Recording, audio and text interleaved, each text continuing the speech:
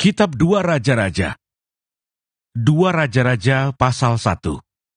Nabi Elia memberitahukan kematian Ahazia. Sesudah Ahab mati, maka memberontaklah Moab terhadap Israel. Pada suatu hari jatuhlah Ahazia dari kisi-kisi kamar atasnya yang ada di Samaria, lalu menjadi sakit. Kemudian dikirimnyalah utusan-utusan dengan pesan, "Pergilah, mintalah petunjuk kepada Baal Sebub, Allah di Ekron. Apakah aku akan sembuh dari penyakit ini?" Tetapi berfirmanlah malaikat Tuhan kepada Elia, orang Tisbe itu, "Bangunlah, berangkatlah menemui utusan-utusan Raja Samaria, dan katakan kepada mereka, apakah tidak ada Allah di Israel, sehingga kamu ini pergi untuk meminta petunjuk kepada Baal Sebub, Allah di Ekron. Sebab itu beginilah firman Tuhan, engkau tidak akan bangun lagi dari tempat tidur, di mana engkau berbaring, sebab engkau pasti akan mati." Lalu pergilah Elia. Sesudah utusan-utusan itu kembali kepada raja, berkatalah ia kepada mereka, "Mengapa kamu kembali?" Jawab mereka kepadanya, "Ada seorang datang menemui kami dan berkata kepada kami, 'Pergilah, kembalilah kepada raja yang telah menyuruh kamu, dan katakanlah kepadanya, beginilah firman Tuhan, apakah tidak ada Allah di Israel, sehingga engkau menyuruh meminta petunjuk kepada Baal Sebub, Allah di Ekron. Sebab itu engkau tidak akan bangun lagi dari tempat tidur di mana engkau berbaring, sebab engkau pasti akan mati.' Lalu bertanyalah ia kepada mereka, 'Bagaimanakah rupa orang yang telah datang menemui kamu itu, dan yang mengatakan perkataan ini kepadamu?' Jawab mereka kepadanya, 'Seorang yang memakai pakaian bulu, dan ikat pinggang kulit terikat pada pinggangnya.' Maka berkatalah ia, 'Itu Elia orang Tisbe.' Sesudah itu disuruhnyalah kepada Elia seorang perwira dengan ke-50 anak buahnya. Orang itu naik menjumpai Elia yang sedang duduk di atas puncak bukit. Berkatalah orang itu kepadanya, 'Hai abdi Allah, raja bertitah, turunlah.' Tetapi Elia menjawab, katanya kepada perwira itu, 'Kalau benar aku abdi Allah, biarlah turun api dari langit memakan engkau habis dengan ke-50 anak buahmu.' Maka turunlah api dari langit, memakan dia habis dengan ke-50 anak buahnya. Kemudian raja menyuruh pula kepadanya seorang perwira yang lain dengan ke-50 anak buahnya. Lalu orang itu berkata kepada Elia, 'Hai abdi Allah, beginilah titah raja, segeralah turun.' Tetapi Elia menjawab mereka, 'Kalau benar aku abdi Allah, biarlah turun api dari langit, memakan engkau habis dengan ke-50 anak buahmu.' Maka turunlah api Allah dari langit memakan dia habis dengan ke-50 anak buahnya. Kemudian raja menyuruh pula seorang perwira yang ketiga dengan ke-50 anak buahnya. Lalu naiklah perwira yang ketiga itu, dan sesudah sampai, berlututlah ia di depan Elia, serta memohon belas kasihan kepadanya, katanya, 'Ya abdi Allah, biarlah kiranya nyawaku dan nyawa ke-50 orang hamba-hambamu ini berharga di matamu. Bukankah api sudah turun dari langit, memakan habis kedua perwira yang dahulu dengan ke-50 anak buah mereka? Tetapi sekarang biarlah nyawaku berharga di matamu.' Maka berfirmanlah malaikat Tuhan kepada Elia, 'Turunlah bersama-sama dia, janganlah takut kepadanya.' Lalu bangunlah Elia dan turun bersama-sama dia, menghadap raja. Berkatalah Elia kepada raja, 'Beginilah firman Tuhan, oleh karena engkau telah mengirim utusan-utusan untuk meminta petunjuk kepada Baal Sebub, Allah di Ekron, seolah-olah tidak ada Allah di Israel untuk ditanyakan firman-Nya. Maka sebab itu engkau tidak akan bangun lagi dari tempat tidur, di mana engkau berbaring, sebab engkau pasti akan mati.' Maka matilah raja sesuai dengan firman Tuhan yang dikatakan oleh Elia. Maka Yoram menjadi raja menggantikan dia dalam tahun kedua zaman Yoram bin Yosafat, Raja Yehuda. Sebab Ahazia tidak mempunyai anak laki-laki. Selebihnya dari riwayat Ahazia, apa yang dilakukannya, bukankah semuanya itu tertulis dalam kitab sejarah Raja-Raja Israel?" Dua Raja-Raja pasal 2. Elia naik ke surga. Menjelang saatnya Tuhan hendak menaikkan Elia ke surga dalam angin badai, Elia dan Elisa sedang berjalan dari Gilgal. Berkatalah Elia kepada Elisa, "Baiklah tinggal di sini, sebab Tuhan menyuruh aku ke Betel." Tetapi Elisa menjawab, "Demi Tuhan yang hidup dan demi hidupmu sendiri, sesungguhnya aku tidak akan meninggalkan engkau." Lalu pergilah mereka ke Betel. Pada waktu itu keluarlah rombongan nabi yang ada di Betel mendapatkan Elisa.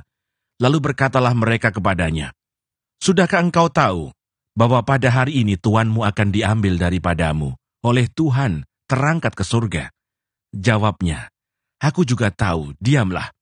Berkatalah Elia kepadanya, "Hai Elisa, baiklah tinggal di sini, sebab Tuhan menyuruh aku ke Yeriko."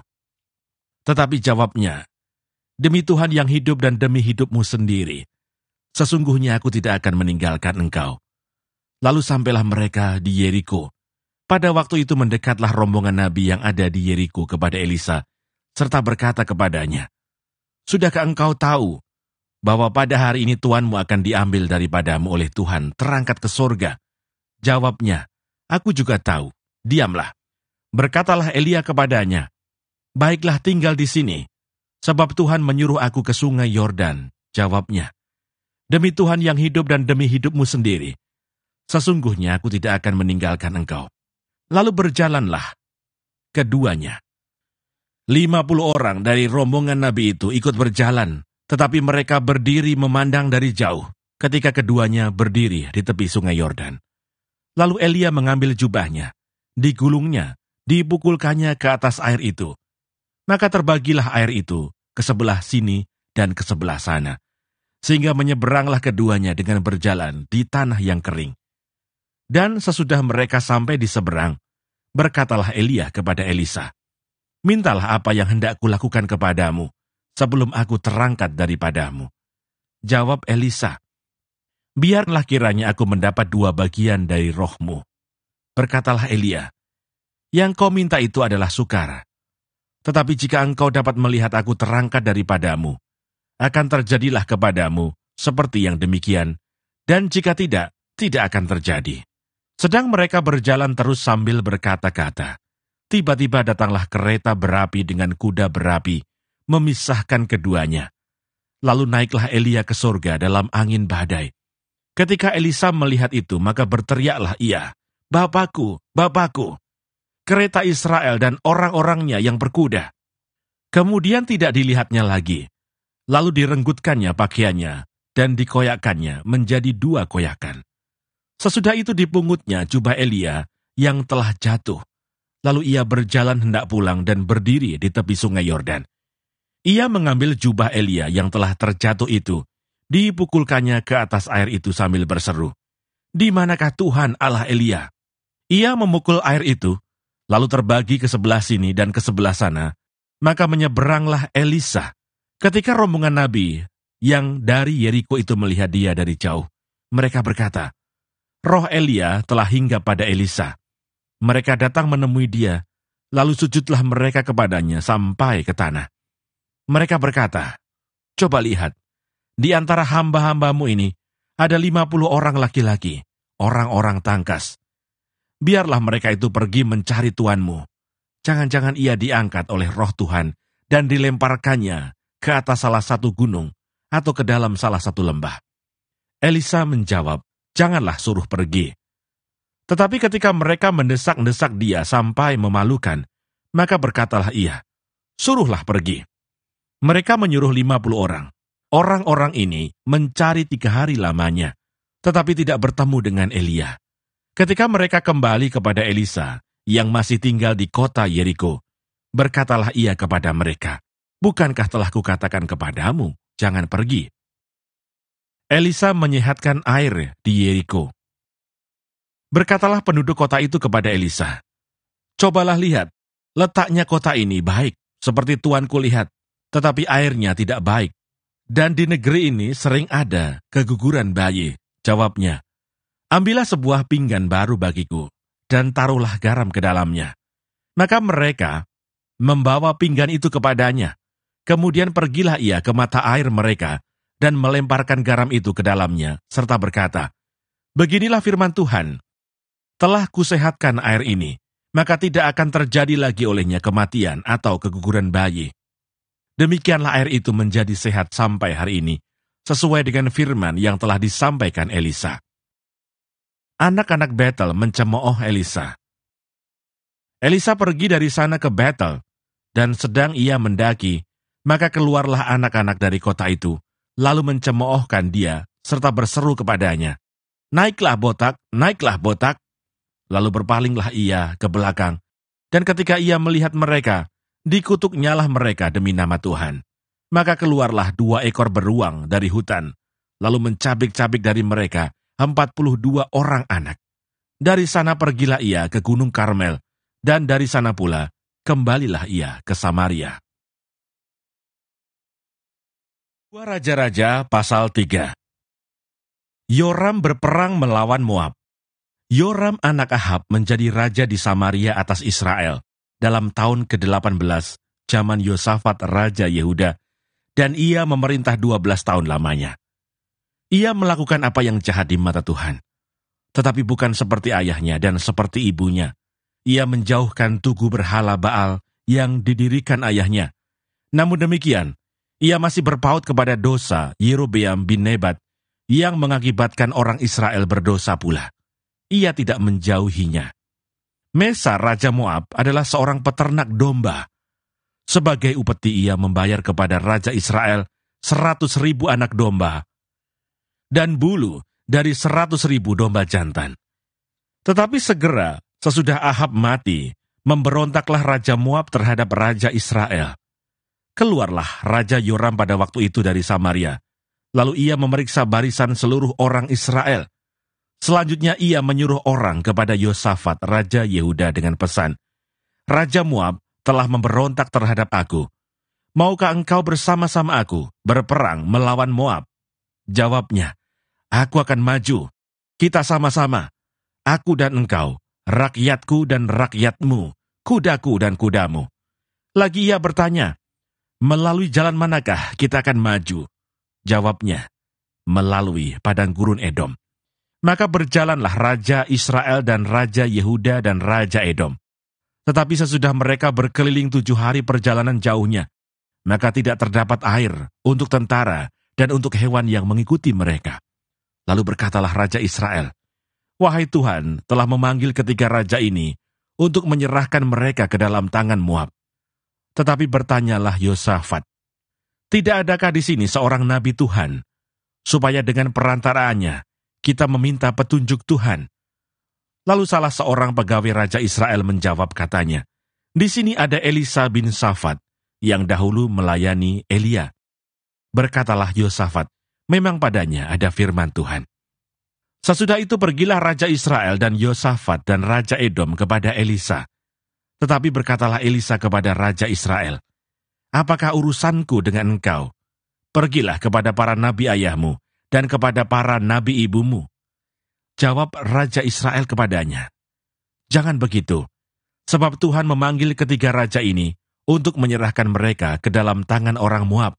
Berkatalah Elisa, demi Tuhan semesta alam yang hidup, yang di hadapannya aku menjadi pelayan. Jika tidak karena Yosafat Raja Yehuda, maka sesungguhnya aku ini tidak akan memandang dan melihat kepadamu. Maka sekarang, jemputlah bagiku seorang pemetik kecapi. Pada waktu pemetik kecapi itu bermain kecapi, maka kekuasaan Tuhan meliputi dia. Kemudian berkatalah ia, beginilah firman Tuhan, biarlah di lembah ini dibuat parit-parit, sebab beginilah firman Tuhan, kamu tidak akan mendapat angin dan hujan, namun lembah ini akan penuh dengan air, sehingga kamu serta ternak sembelihan dan hewan pengangkut dapat minum. Dan itu pun adalah perkara ringan di mata Tuhan. Juga orang Moab akan diserahkannya ke dalam tanganmu. Kamu akan memusnahkan segala kota yang berkubu dan segala kota pilihan. Kamu akan menumbangkan segala pohon yang baik. Kamu akan menutup segala mata air, dan kamu akan merusakkan segala ladang yang baik dengan batu-batu. Keesokan harinya ketika orang mempersembahkan korban, datanglah dengan tiba-tiba air dari arah Edom, lalu penuhlah negeri itu dengan air. Ketika didengar seluruh orang Moab bahwa ketiga raja itu telah maju memerangi mereka, maka dikerahkanlah semua orang yang masih sanggup menyandang pedang, bahkan orang-orang yang lebih tua juga. Kemudian mereka ditempatkan di tepi perbatasan. Keesokan harinya pagi-pagi, ketika matahari bersinar atas permukaan air itu, tampaklah kepada orang Moab itu bahwa air di sebelah depannya merah seperti darah. Lalu berserulah mereka, "Itu darah! Tentulah raja-raja itu telah berbunuh-bunuhan, yang seorang membunuh yang lain. Maka sekarang marilah menjarah, hai orang-orang Moab." Tetapi ketika mereka sampai ke perkemahan orang Israel, maka bangkitlah orang Israel itu, lalu memukul orang-orang Moab, sehingga mereka lari dari situ. Dan makin jauhlah mereka menerobos ke dalam Moab, sambil menewaskan orang-orang Moab itu. Mereka meruntuhkan kota-kota, dan menutupi setiap ladang yang baik dengan batu. Karena setiap orang melemparkan batu ke atasnya. Mereka menutup segala mata air, dan menumbangkan segala pohon yang baik, sampai hanya Kir Hareset saja yang ditinggalkan. Tetapi kota ini ditembaki oleh orang-orang pengumban dari segala penjuru. Ketika Raja Moab melihat bahwa peperangan itu terlalu berat baginya, diambilnyalah 700 orang pemegang pedang bersama-sama dia untuk menerobos ke jurusan Raja Edom, tetapi tidak berhasil. Kemudian ia mengambil anaknya yang sulung, yang akan menjadi raja menggantikan dia, lalu mempersembahkannya sebagai korban bakaran di atas pagar tembok. Tetapi kegusaran besar menimpa orang Israel, sehingga mereka berangkat meninggalkan dia dan pulang ke negeri mereka. 2 Raja-Raja pasal 4. Minyak seorang janda. Salah seorang dari istri-istri para nabi mengadukan halnya kepada Elisa sambil berseru, "Hambamu, suamiku, sudah mati dan engkau ini tahu bahwa hambamu itu takut akan Tuhan.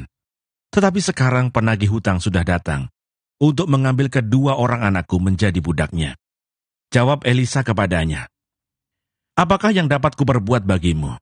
Beritahukanlah kepadaku apa-apa yang kau punya di rumah." Berkatalah perempuan itu, "Hambamu ini tidak punya sesuatu apapun di rumah, kecuali sebuah buli-buli berisi minyak." Lalu berkatalah Elisa, "Pergilah, mintalah bejana-bejana dari luar, daripada segala tetanggamu. Bejana-bejana kosong, tetapi jangan terlalu sedikit. Kemudian masuklah, tutuplah pintu, sesudah engkau dan anak-anakmu masuk. Lalu tuanglah minyak itu ke dalam segala bejana. Mana yang penuh, angkatlah." Pergilah perempuan itu daripadanya. Ditutupnyalah pintu, sesudah ia dan anak-anaknya masuk, dan anak-anaknya mendekatkan bejana-bejana kepadanya, sedang ia terus menuang. Ketika bejana-bejana itu sudah penuh, berkatalah perempuan itu kepada anaknya, "Dekatkanlah kepadaku sebuah bejana lagi." Tetapi jawabnya kepada ibunya, "Tidak ada lagi bejana." Lalu berhentilah minyak itu mengalir.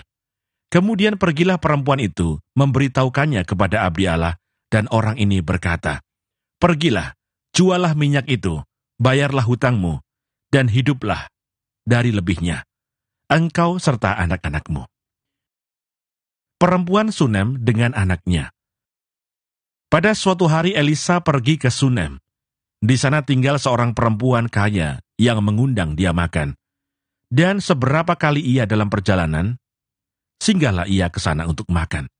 Berkatalah perempuan itu kepada suaminya, "Sesungguhnya aku sudah tahu bahwa orang yang selalu datang kepada kita itu adalah abdi Allah yang kudus.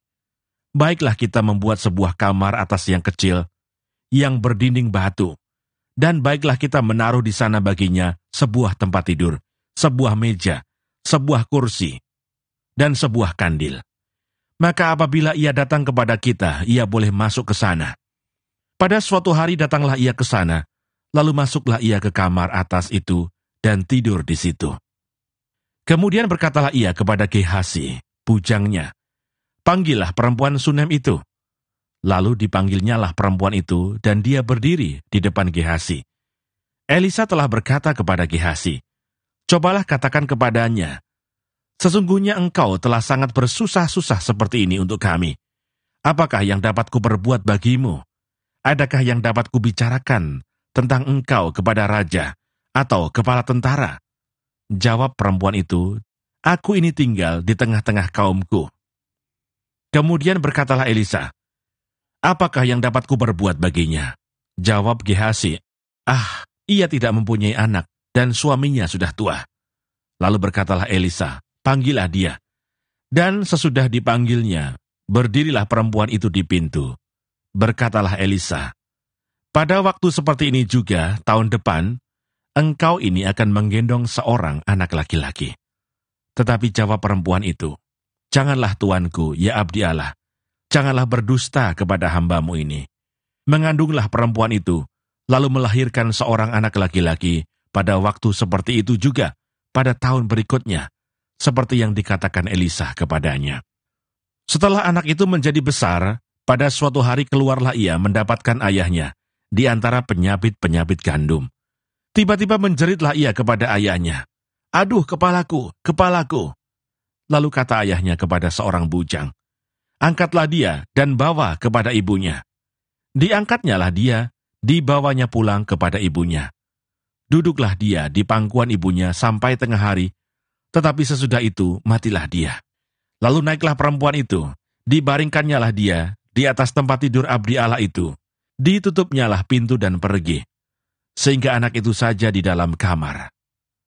Sesudah itu ia memanggil suaminya serta berkata, "Suruh kepadaku salah seorang bujang dengan membawa seekor keledai betina. Aku mau pergi dengan segera kepada abdi Allah itu, dan akan terus pulang." Berkatalah suaminya, "Mengapakah pada hari ini engkau hendak pergi kepadanya? Padahal sekarang bukan bulan baru dan bukan hari Sabat." Jawab perempuan itu, "Jangan khawatir." Dipelanainyalah keledai itu dan berkatalah ia kepada bujangnya, "Tuntunlah dan majulah, jangan tahan-tahan aku dalam perjalananku, kecuali apabila aku katakan kepadamu." Demikianlah perempuan itu berangkat dan pergi kepada abdi Allah di Gunung Karmel. Segera sesudah abdi Allah itu melihat dia dari jauh, berkatalah ia kepada Gehazi bujangnya, "Lihat perempuan Sunem itu datang." Larilah menyongsongnya dan katakanlah kepadanya, "Selamatkah engkau? Selamatkah suamimu? Selamatkah anak itu?" Jawab perempuan itu, "Selamat." Dan sesudah ia sampai ke gunung itu, dipegangnyalah kaki abdi Allah itu, tetapi Gehazi mendekat hendak mengusir dia. Lalu berkatalah abdi Allah, "Biarkanlah dia, hatinya pedih. Tuhan menyembunyikan hal itu daripadaku, tidak memberitahukannya kepadaku." Lalu berkatalah perempuan itu, "Adakah ku minta seorang anak laki-laki daripada tuanku? Bukankah telah kukatakan, jangan aku diberi harapan kosong?" Maka berkatalah Elisa kepada Gehazi, "Ikatlah pinggangmu, bawalah tongkatku di tanganmu dan pergilah. Apabila engkau bertemu dengan seseorang, janganlah beri salam kepadanya. Dan apabila seseorang memberi salam kepadamu, janganlah balas dia. Kemudian taruhlah tongkatku ini di atas anak itu." Tetapi berkatalah ibu anak itu, "Demi Tuhan yang hidup dan demi hidupmu sendiri, sesungguhnya aku tidak akan meninggalkan engkau." Lalu bangunlah Elisa dan berjalan mengikuti perempuan itu. Adapun Gehazi telah berjalan mendahului mereka dan telah menaruh tongkat di atas anak itu, tetapi tidak ada suara dan tidak ada tanda hidup. Lalu kembalilah ia menemui Elisa serta memberitahukan kepadanya, katanya, "Anak itu tidak bangun." Dan ketika Elisa masuk ke rumah, ternyata anak itu sudah mati dan terbaring di atas tempat tidurnya. Sesudah ia masuk ditutupnyalah pintu, sehingga ia sendiri dengan anak itu di dalam kamar. Kemudian berdoalah ia kepada Tuhan. Lalu ia membaringkan dirinya di atas anak itu dengan mulutnya di atas mulut anak itu, dan matanya di atas mata anak itu, serta telapak tangannya di atas telapak tangan anak itu. Dan karena ia meniarap di atas anak itu, maka menjadi panaslah badan anak itu. Sesudah itu ia berdiri kembali dan berjalan dalam rumah itu sekali ke sana dan sekali ke sini. Kemudian meniarap pulalah ia di atas anak itu. Maka bersinlah anak itu sampai 7 kali, lalu membuka matanya. Kemudian Elisa memanggil Gehazi dan berkata, "Panggillah perempuan Sunem itu." Dipanggilnyalah dia, lalu datanglah ia kepadanya. Maka berkatalah Elisa, "Angkatlah anakmu ini." Masuklah perempuan itu, lalu tersungkur di depan kaki Elisa dan sujud menyembah, dengan mukanya sampai ke tanah. Kemudian diangkatnyalah anaknya, lalu keluar. Maut dalam kuali. Elisa kembali ke Gilgal pada waktu ada kelaparan di negeri itu. Dan ketika pada suatu kali, rombongan nabi duduk di depannya, berkatalah ia kepada bujangnya, "Taruhlah kuali yang paling besar di atas api, dan masaklah sesuatu makanan bagi rombongan nabi itu." Lalu keluarlah seorang dari mereka ke ladang untuk mengumpulkan sayur-sayuran. Ia menemui pohon sulur-suluran liar dan memetik daripadanya labu liar, serangkul penuh dalam jubahnya. Sesudah ia pulang, teruslah ia mengiris-ngirisnya ke dalam kuali masakan tadi, sebab mereka tidak mengenalnya.